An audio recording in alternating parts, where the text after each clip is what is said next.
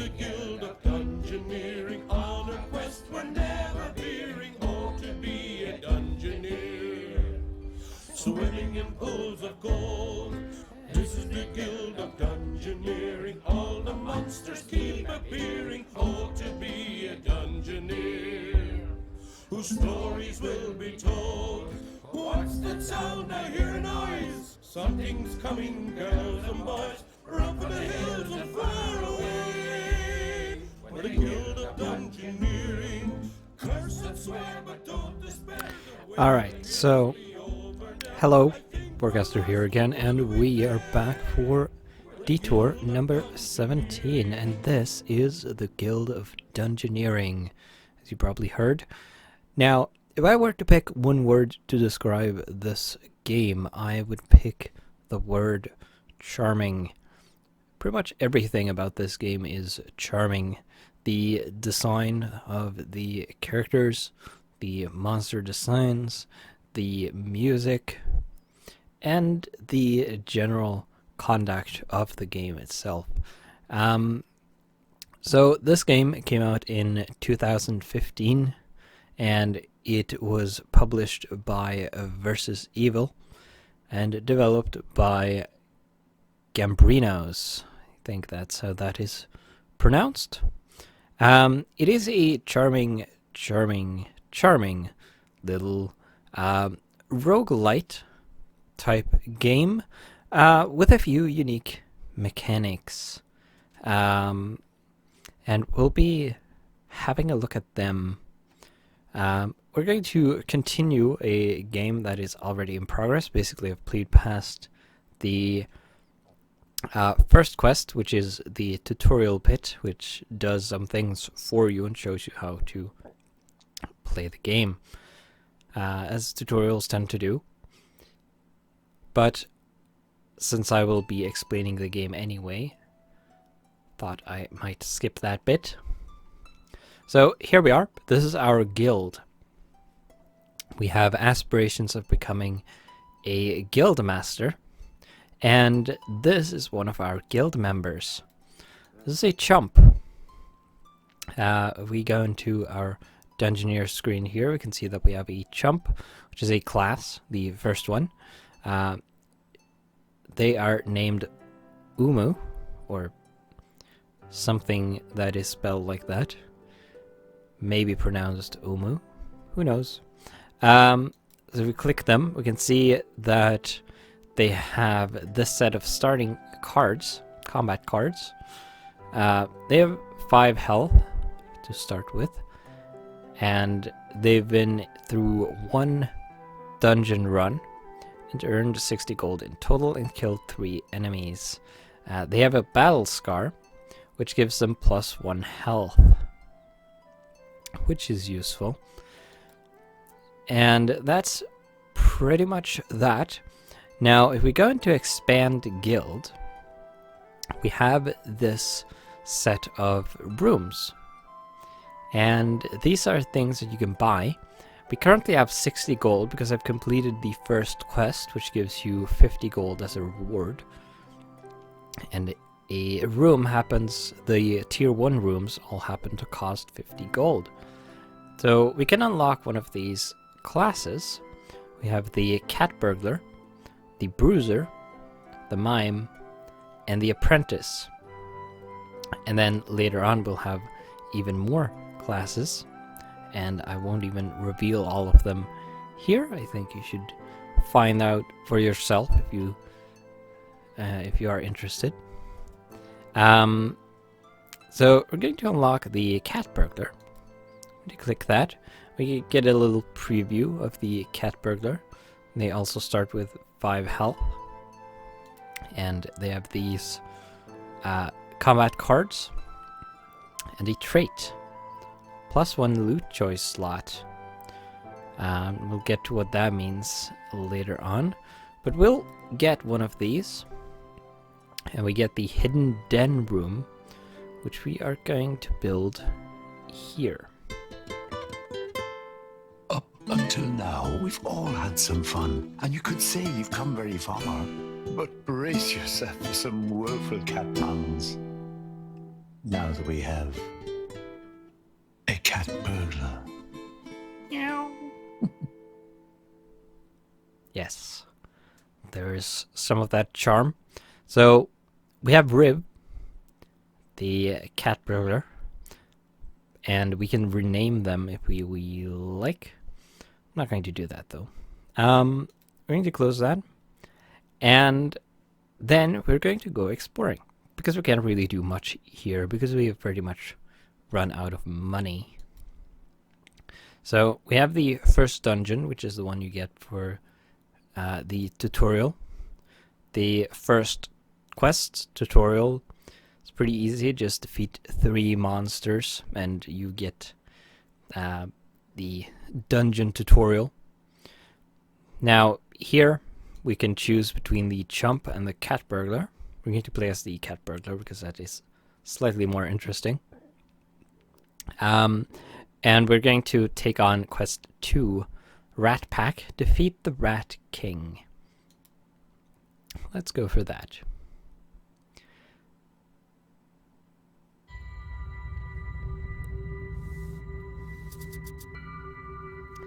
Now, this is the game itself, the dungeon part of it. And our objective is obviously to kill the Rat King over here. Now, in this game, you don't control your character directly. Your character will move on their own, depending on what is nearby. Now, currently, they are in an isolated room in the entrance, and we get to build rooms, place enemies, and place gold or loot. Now I'm going to place this cross section here, and because it is the only place to go to, our Dungeoneer is going to go there. Now, if we wanted to influence where they went, we could place enemies in loot. They will prefer loot, of course, because it's shiny. They will also be attracted to or go to enemies, and they will try to go to enemies that are the same level. Now the level is this little number here for the enemies out in the field, and it's this little number here for the cards. Now our Dungeoneer themselves have some stats. They have their traits, no skills yet, and we have 4 equipment slots: the body, offhand, head, and weapon. We can get equipment for these when we defeat enemies, and we can only carry one of these item types at a time. So when we get a new offhand item, for example, we have to discard one of them. We basically get to choose if we want to upgrade or not. So I'm going to put an enemy here because we want something to fight. I'm also going to put a piece of gold there because we want something to loot. Or some additional loot, rather. Now you don't have to place loot at an enemy, or vice versa. You can put things wherever you want. Rooms have some restrictions when placing, though. So now we're in combat, obviously. We are facing a giant bat, and the way combat works is, of course, with cards, as we saw earlier. We each have a deck of battle cards, or combat cards, and each round you have between 2 or 4 cards, I think, to choose from. Actually, maybe it's 1 to 4. Right now we have 3. Once you have used a card, it will go into the discard pile. Once you have used your entire deck, you shuffle the discard pile back and get to reuse it. And the same goes for your enemy. Now, they have a bite attack lined up for us. It has 1 physical damage and the unblockable effect, which means that we cannot block it, obviously. We don't have any blocking effects currently. We have the physical damage with the quick effect, which means that we will always go first unless the enemy is also quick. I think the bat tends to be pretty quick, so I think the enemy actually tends to go first. But yeah, I think it would be more beneficial in this situation to use or to 2 damage. We wouldn't be able to block anything anyway. Fortunately, the bat has pretty low health, just 4. Now it's going to use Drain, which means if it does 1 damage to us, it's going to regain 1 heart. And we don't have any blocking still. I think the chump has more blocking cards than the cat burglar. The cat burglar is more offensive than the chump. We're going to do a throw cat again, but since the bat is going to go first, it is going to do 1 damage to us and regain a heart, which means it's not going to die.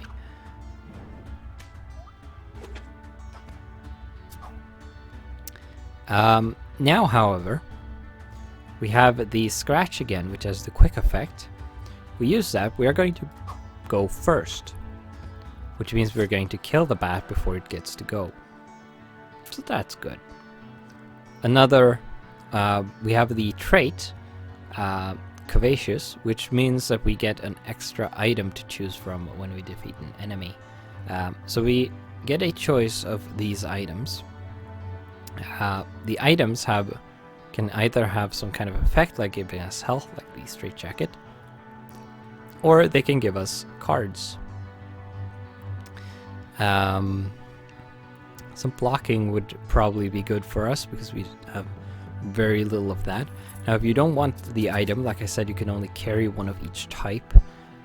You can discard it for some, or reject all of them and get some gold instead, which is useful. Now, I'm going to put a room here connecting us to the rest of the dungeon. I'm going to put an enemy here and end the turn, so we go and face this bat.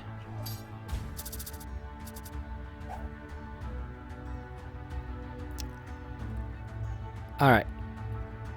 So it's pretty much the same as before. The catnip card will add a damage. It will add 1 physical damage to the next physical attack. Pretty straightforward. Since we don't... I guess we could use that. Get some power up for the next one. They are using an unblockable attack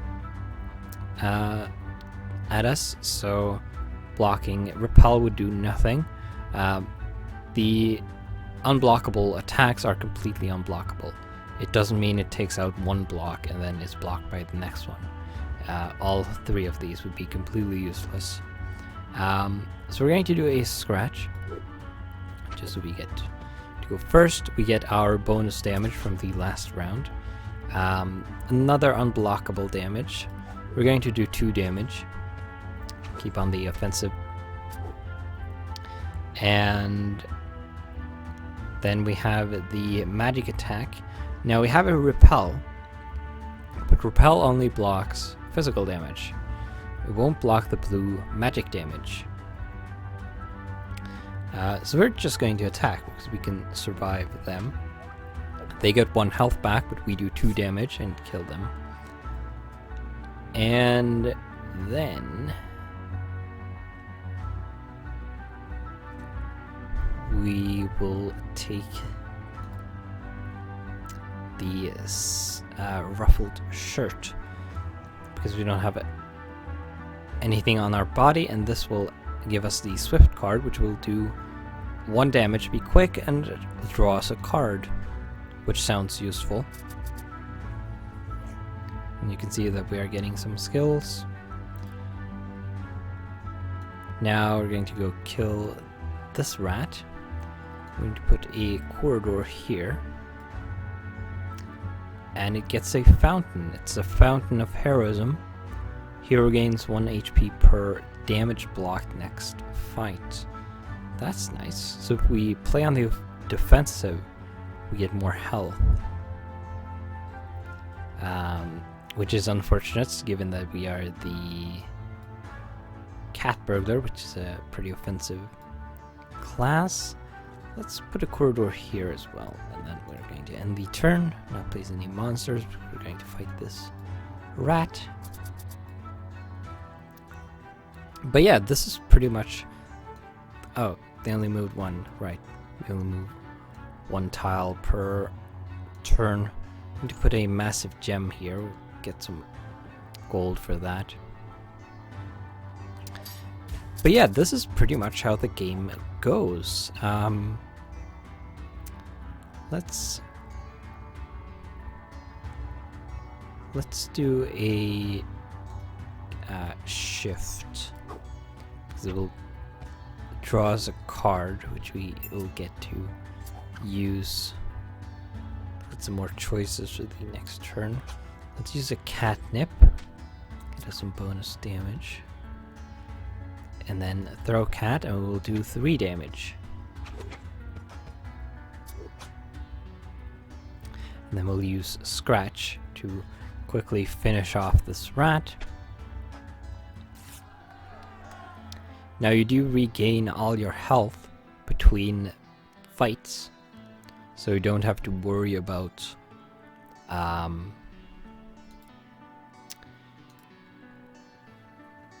finishing a fight with too little health.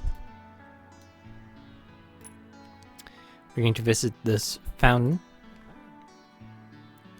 Now if we manage to block attacks from now on, we will get health, which would be nice. Let's put that there for no particular reason. I'm actually not going to place anything because I want to get this gem. I don't want to risk our Dungeoneer getting distracted. Although I think they would prefer going up towards the gem and the enemy anyway, rather than towards just an enemy. So this is a rat. This is a rat man. It will have some different attacks. Let's use that to counter the discard effect. We will block and heal. They will take self-inflicted damage, which is nice. Let's use our pounds. Counter their unblockable attack by our own unblockable attack. We can use the repel to block these 2 bits of damage. The Ratman will hurt itself. And then we get block damage, which will give us bonus health as well. And then we can kill them with 2 damage. We only take 1 damage, which will get healed anyway. Leveled up. That's headgear. That gives us 2 health, but it gives us 2 dummy cards that can get drawn in combat, but are useless, of course. This is an offhand item. We don't have a weapon yet, so this club is probably a good pick. Gives us the rekindle and the bash. Both of those look pretty useful. And now we are fully equipped, so from now on, if we get items we want to use, we have to discard existing ones.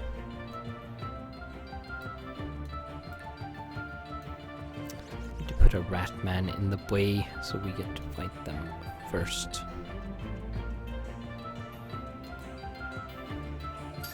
Kind of appropriate. Cats versus rats. They will block 1 damage, but only physical damage because it's red. So if we use a rekindle, They will heal 1 health, and then they cannot block our attack. Let's use a throw cat, because theirs is unblockable. It's a pretty strategic game. For being so simple, or just for seeming so simple, it is actually quite the strategic game. And it has a nice aesthetic. And,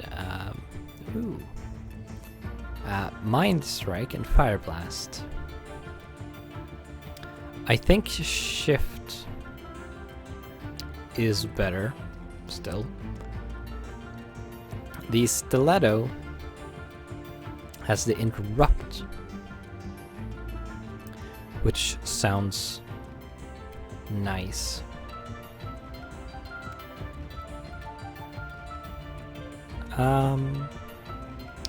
Let's replace the... What did we have? Yeah, the paper crown with the cooking pot. And then we're going to fight the Rat King. Has slightly more health than us, but that's fine. Let's use Catnip. And then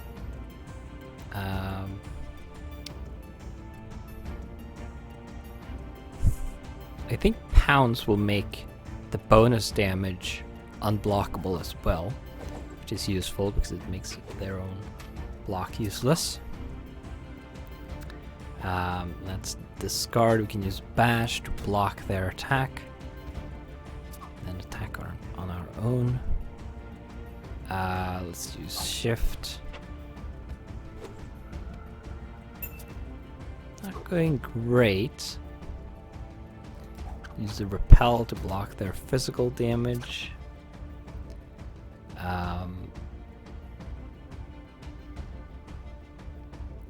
Probably want to use a Throw Cat to do as much damage as possible. And then we can use Scratch to kill them before they kill us. And we win. And that's quest number 2 completed. Oh, look, it's your Dungeoneer who survived. Just look at the joy. I'm so teary-eyed. Do you think that they'll all come back alive?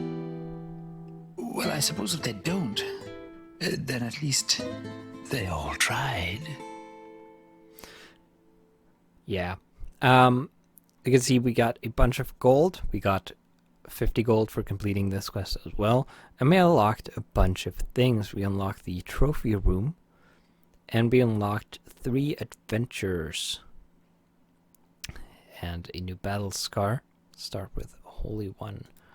Right. So I'm pretty much going to leave it off here. So we got the trophy room. We can place that in the middle. We got the Rat King's doom Tail. and gloom of all the places you've wrecked. It's nice to have a big trophy room. A place to quietly reflect.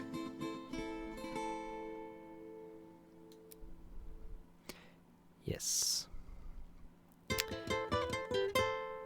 What's this? There's more? A whole world to explore? Why, there's gold to be found and treasure in store. But what's the point? You're all hit and miss.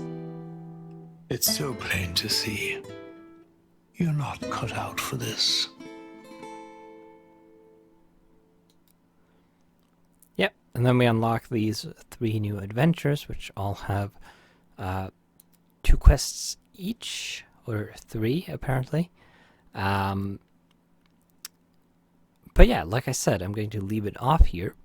And if you think this looks interesting, you should pick it up and try it out yourself.